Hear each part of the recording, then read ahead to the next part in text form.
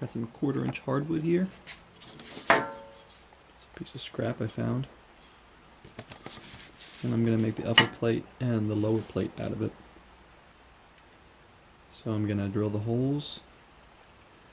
In the lower plate, I'm going to make sure my holes align with the stainless steel piece made by hand, which is a little bit off. So I'm going to try to make sure that those holes align with this. And I might have to just oversize these holes a little bit to do that.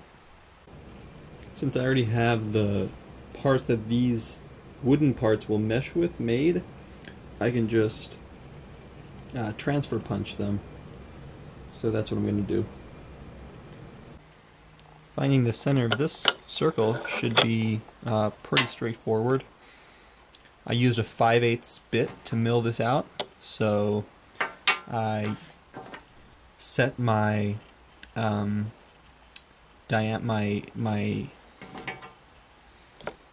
compass to 5/8 over 2, and then I pick 3 points on the circle and I scribe a line in the middle ish in 3 places on the circle, and wherever the center is will be where those lines intersect. And then once I punch that, I can trace out my 6.6 millimeter diameter hole. Got all my holes marked out, and don't have all the right size drill bits in my home shop, so I'm just going to use a file and a Dremel for some. I don't have a center drill, so I'm just starting with this really small bit, and I'm just going to poke all these holes. The 3 holes are just clearance for a 3 millimeter screw, so I'm just going to use an 1/8 inch bit, which measures, I think it's 3.175 millimeters to be exact. Oops.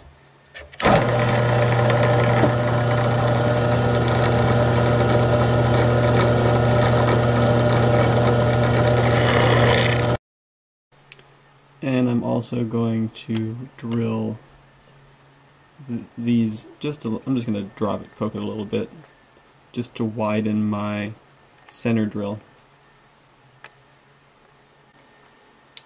This is a 6.6 millimeter diameter hole here in the center, and I just have a set of imperial bits, so I'm going to be using a 1/4 inch bit there, which should give me a 6.35 millimeter hole, which I can file.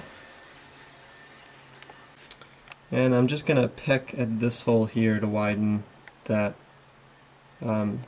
center drill, because I'll be drilling that out with a 1/2 inch bit, because I don't have anything larger than a 1/2 inch, and then I can widen it the rest of the way with a Dremel tool.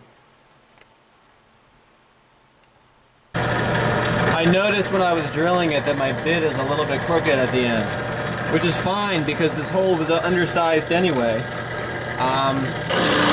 So you can kind of hear it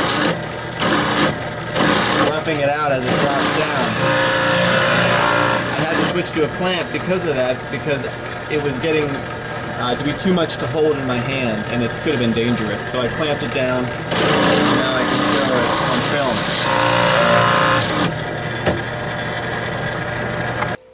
Okay, so I got that 1/2 inch hole drilled out, and what I've done is I've put my part, my handmade part, which is imperfect, over it, and I've looked at where I need to remove more material, and I outlined it. So that part is on hold for now. I decided to start over because my first part, I made 2 mistakes. Actually 2 mistakes at the same point, and I think it's just kind of because I was going a little bit too fast. But the 2 mistakes I made were first I drilled wire routing channels, those there. I drilled those on this part, so that was my first mistake, and the second mistake was I drilled those two very asymmetrically and too far away from the center. So I'm gonna have to start over with a different piece of wood. And in case you're wondering, it's not super bad to start over because I have a lot of good holes on here. So I can just transfer punch those.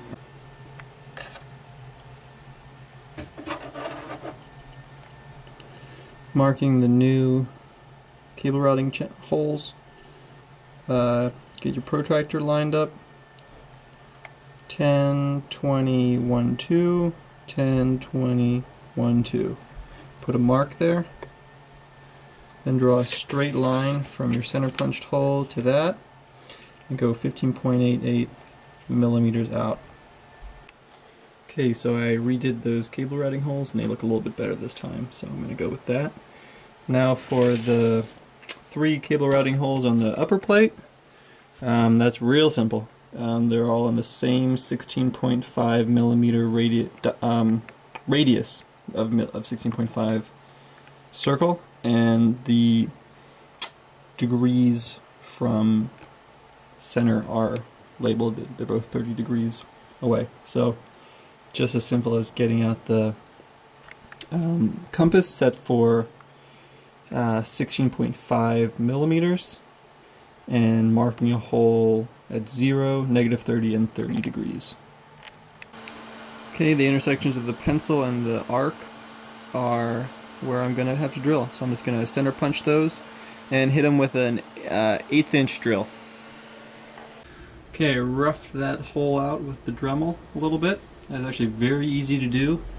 It's about 1 millimeter narrower than the stainless steel piece which it lines with, but if need be I can take a little bit more material off, maybe with a file. So now I'm going to trace out the outline of the upper plate, and it is a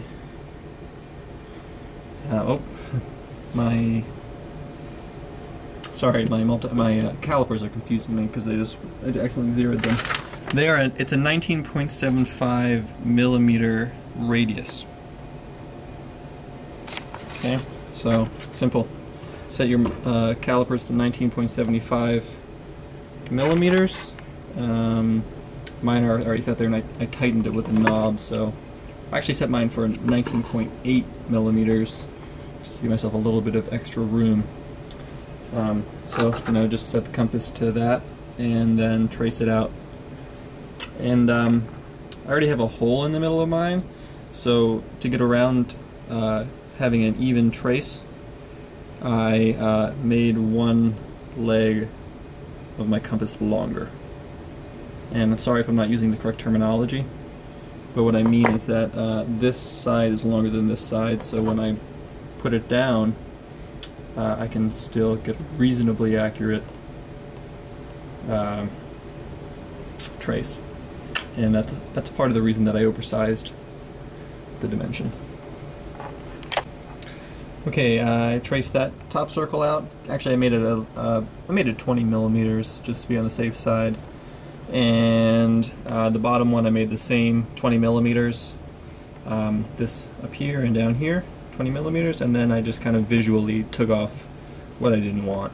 So now I'm going to take it over to the bandsaw. Don't know if this camera angle is going to be able to show very much, but it's all I can really do right now. So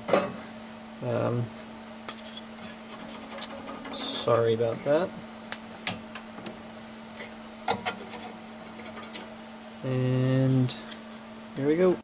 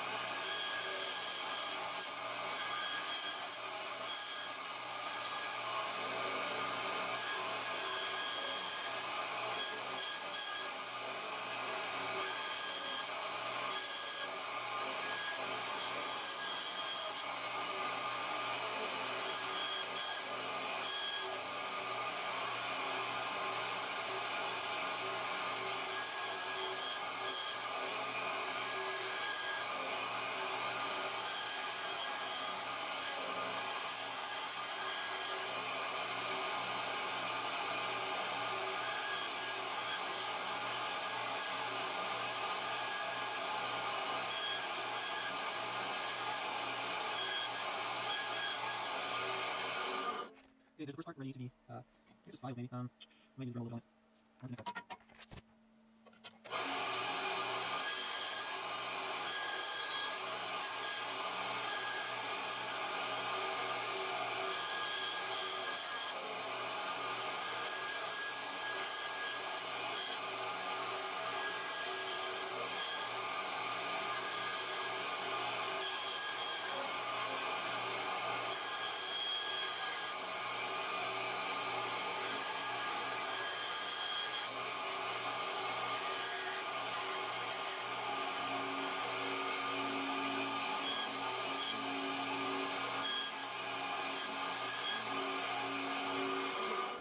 I've just clamped my belt sander to the table, and this one has a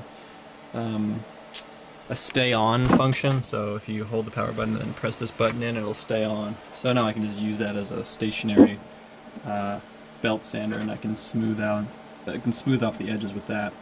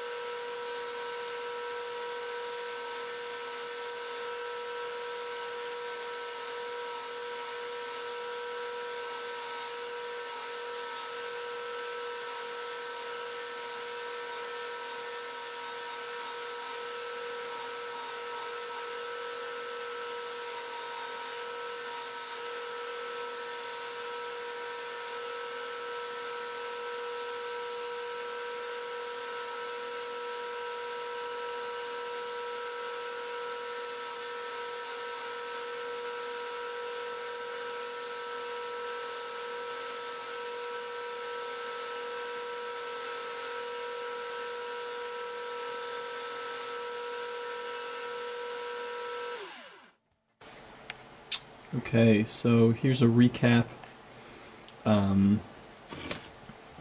I cut these on a bandsaw and then smoothed them off with a belt sander.